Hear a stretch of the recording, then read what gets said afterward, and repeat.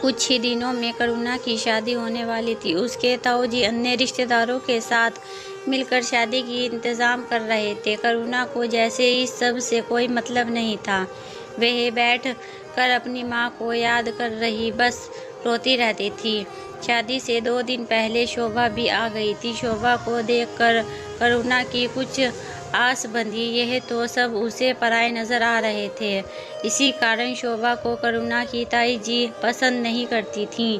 लेकिन बड़े घर की बेटी है इसीलिए कुछ बोल नहीं पाती थी। शोभा ने आकर सारी शादी की सभी तैयारियों का जायजा लिया। जहाँ भी उसे कमी नज़र आई उसने अपने हिसाब से सब ठीक कराया। शोभा शहर से रुपए और जेवर लेकर आई थी। उसने जेवर करुणा को दिए तो करुणा बोल पड़ी, बहन इसकी क्या ज़रूरत थी, तू आ गई बस मेरे लिए इतना ही काफ़ी है। शोभा ने उसे समझाते हुए कहा, देख मैं जो भी कर रही हूँ तेरी भलाई के लिए ही कर रही हूँ।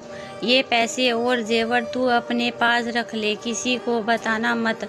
जीवन में कहीं भी फंस जाए तो ये रुपया और जेवर तेरे काम आएंगे। और हाँ, मेरा फ़ोन नंबर हमेशा संभाल कर रखना।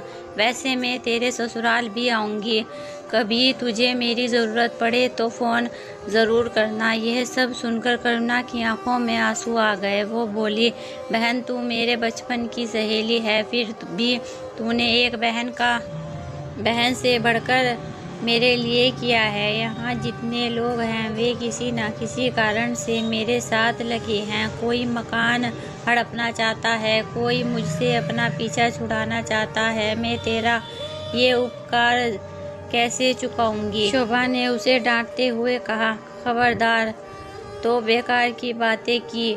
तू मेरी छोटी बहन है, अब इतना मत सोच और अपने वाले कल को सजाने के सपने देखना शुरू कर दे।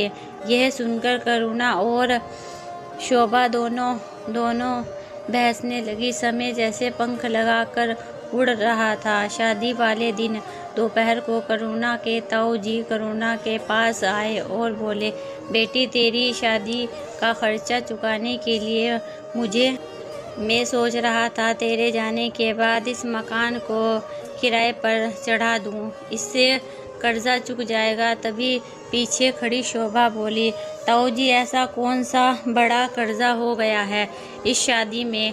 ना हम दावत कर रहे हैं, ना ज़्यादा बारात आ रही है, केवल 5 लोग आ रहे हैं। इनका मान सम्मान करना है और वो तो एक जोड़े में ब्याह कर ले जाएंगे। मुझे याद है जब बात हुई थी तो दान दहेज के लिए तो पहले ही हमने मना कर दिया था। शोभा की बात सुनकर ताऊजी ने गुस्से में देखा, तुम बच्चे कुछ जानते हो नहीं और बकवास करनी शुरू कर देते हो। ऐसा ही है तो शाम को बारात खुद संभाल लेना। वरुणा ने शोभा को चुप कराते हुए कहा, ठीक है ताऊजी, आपको जो ठीक लगे वही सही है। वैसे भी मैं तो जा रही हूँ, कम से कम इस बहाने घर की साफ सफाई होती रहेगी। यह सुनकर ताऊजी ने घूर कर शोभा की ओर देखा, फिर करुणा के सर पर हाथ फेर कर वापस चले गए। करुणा, ये तेरा मकान हड़पने की साजिश है, शोभा ने कहा। करुणा ने उसे हाथ पकड़कर अपने पास बैठाया और बोली, जाने दे शोभा, क्या कर सकते हैं, इन लोगों से बहस करके कोई फ़ायदा नहीं है। वैसे भी किराए पर दे रहे हैं। शोभा चुप रह गई। शाम को बारात आई। सादे तरीके से शादी हो गई। सुबह जब विदाई का समय आया तो करुणा फूट कर रोने लगी। शोभा, ऐसा लग रहा है जैसे मेरा सब कुछ छूटा जा रहा हो। शोभा ने उसे संभालते हुए कहा, करुणा, जीवन में आगे बढ़ना पड़ता है। एक घर छूट रहा है तो दूसरा घर मिल रहा है, चिंता मत कर। शोभा करुणा को आस बांध रही थी, लेकिन उसके मन में भी कई विचार आ रहे थे। कैसे नए घर में रहेगी, उसे वहाँ कोई कष्ट न हो, कोई पूछने वाला ही नहीं। कुछ देर बाद करुणा की विदाई हो गई। करुणा को विदा करके भारी मन से शोभा भी वापस अपने घर आ गई। शोभा की माँ ने पूछा, बेटी सब ठीक ठाक निमट गया है ना? शोभा ने कहा, हाँ माँ, सब ठीक था, बस करुणा बहुत रो रही थी। यह सुनकर शोभा की माँ ने कहा, हाँ बेटा, बेचारी अनाथ है, उसे तो कोई बुलाने वाला ही नहीं है, ये समझ लो उसका मायका तो ख़त्म ही हो गया। शोभा भारी मन से शहर की ओर रवाना हो गई। घर पहुंचकर करण को उसने सारी बात बताई। सब सुनकर करण ने कहा, ठीक है शोभा, जब भी फुर्सत हो उससे मिल आना। और रही बात बुलाने की, तो किसी त्योहार पर तुम उसे बुला लेना, कभी उसके साथ त्योहार मनाने चलेंगे। शोभा को यह सुनकर बहुत खुशी हुई कि उसके पति का दिल उससे भी बड़ा है। इधर करुणा जब अपने ससुराल पहुंची तो देखा एक छोटा सा मकान है गांव में। घर के आंगन में कुछ औरतें बैठी थी, कुछ औरतें उसे आगे ले जा रही थी। तभी उसने देखा कि पास ही एक चटाई पर एक आदमी बेहोश सा पड़ा था।